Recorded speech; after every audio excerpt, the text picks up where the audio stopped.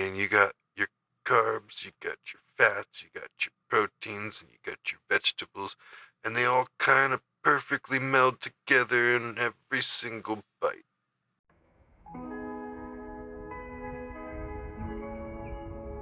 Today on Savory Cheese Pie, we're bringing in a cheddar stuffed burger on a fresh baked sourdough bun with some fries. Put some salt on a pan because honestly I just want to see what happens when you dry a potato out and make french fries. Don't worry, this potato dried me out, so I'm teaching it a lesson. The lesson? Get some holes in you so moisture flows out properly on the bed of salt. You gonna steal from me again? I don't think so, potato. Gonna get a bunch of holes in you so you can perform osmosis onto the salt. And don't you worry, this little guy right here was delicious. I think one of my favorite meals, and I don't mean addition to meals, I mean meals, is french fries. We're gonna put these in the oven at 375 for about 45 minutes. Or until firm, not soft. While our potatoes are baking, we're gonna get some other ingredients ready. First up is cheddar cheese. One of my favorite cheeses. I think actually every cheese is my favorite cheese. I'm gonna cut this cheese into 1/4 inch thick slices, and then I'm gonna half it after that. I don't think a dish exists that wouldn't be better with cheese. And you might be like, hold that thought, what about sweets? And I would top that with cream cheese and then eat it. Now we're gonna take this cheddar and wrap it in phyllo dough. But first, I'm gonna infuse some sour cream with Worcestershire sauce and beef bouillon paste. Add a little bit of salt and pepper, and we're good to go. We're gonna use this to moisten the phyllo dough. Once we get it all mixed up right, we're gonna spread it on that phyllo dough real nice and thin.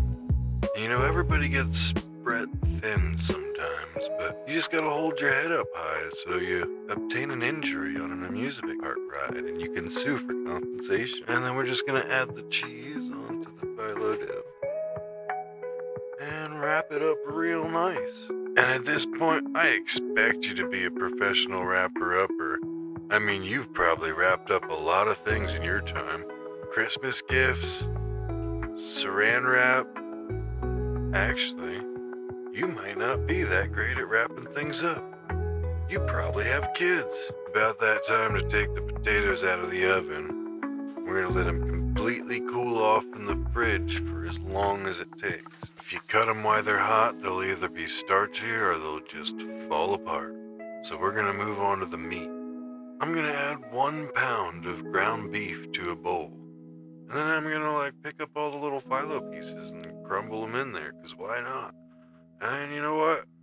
I think I'm gonna pick up the leftover cheese and I'm gonna smash that up too. And then I'm gonna add some mustard and some onion powder and some Worcestershire sauce, cause why not? And then I'm gonna, put some garlic and some peppers and some cayenne peppers and just a little tiny bit of salt, enough salt, and then some pepper, and then we're gonna put a little bit of thyme in there, but not much thyme. I source all my spices from the local grocery mart. It's not a flex, but I tried to make it sound like one, because I really don't know where to buy the best quality spices, and I don't have anything growing in the garden right now. Don't forget to split that meat and split it again to give yourself thirds. And then I'm going to use this little trick right here. You put a pocket, put your thumbs in the middle, and then once you got that pocket, you just kind of thumb it in. You thumb it over, and then you wrap it up, and you squeeze it. And as long as you don't make the bottom too thin, you're just going to pizza dough it around it. You smush it until it's all one. And when you're one with the meat, you probably ate it. I mean, that's how I become one with meat, is I eat it. Now I'm gonna pop that meat in the fridge to dry out slightly for an hour. Once our potatoes and our meat has been fully chilled, cooled down, and dried out, I'm gonna cut it up like french fries. it's a pretty straightforward process. You just pick a shape that looks like a French fry and you cut it in that. And once I get it all cut out, I'm gonna put it in the freezer so that I can get oil to stick to it. So I have two types of potatoes, if you remember from the beginning. One is gonna be dried out on the bed of salt. That's the smaller pan I'm working on now. And I also have a larger pan of regular French fries baked in the oven. You know, everybody's been asking me where I get my bacon fat. Well, I get it from bacon. Like 17 packs of bacon a day. You can do it too. It's actually quite easy. All you gotta do is cook a lot of bacon. There's nothing quite like lukewarm bacon fat. I mean, you can cover frozen, pre-cooked fries, and it makes a coating that will fry your fries crispy in the oven on convection or in the air fryer. I'm gonna set the oven pretty much as high as it goes. Then I'm gonna pop these spuds in the oven and hope for the best.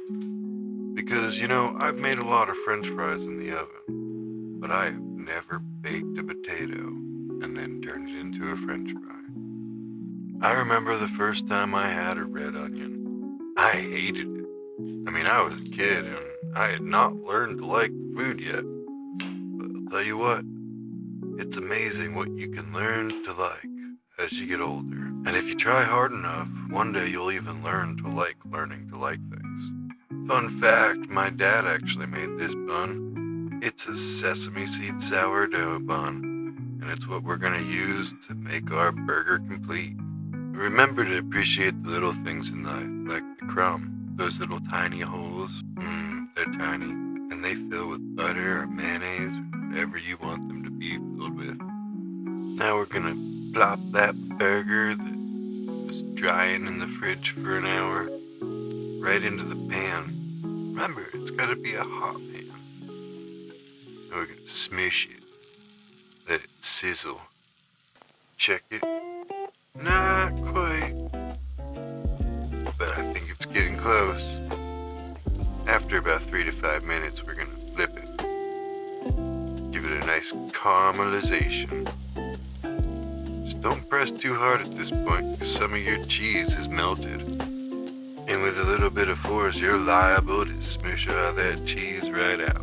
So be careful, be tender, and be nice to your burger. Give them a cover, and now I think we're ready. Nope. Oh God. Oh no, you didn't see that at all. That didn't exist. That was, okay, you know what happened here? It wasn't my fault. I was distracted on one of the burgers. Every other burger is fine. In hindsight, you know, maybe it was my fault. I think I smushed it a little too hard, and you know, that's why you're gonna be tender with your burger. For this burger, I'm just gonna be putting some mayo, some mustard, some ketchup, some red onion, and some lettuce on the bun. Maybe a little bit of salt and pepper. You know, I like burgers because they have almost every single nutrients that you can get in one meal in a single bite.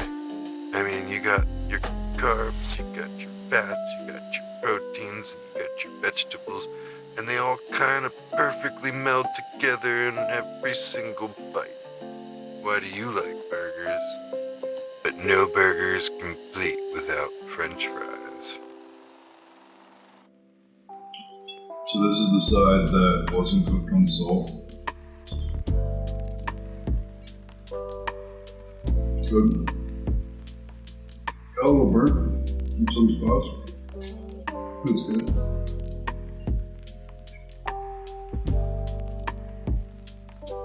This is the side that was cooked on the bed of salt.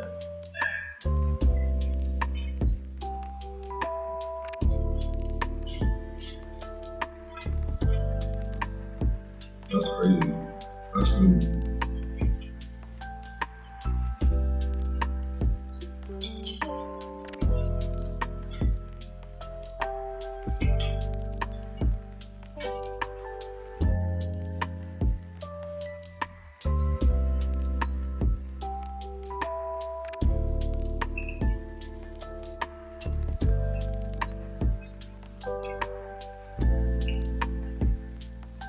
That is really good and really hard to eat.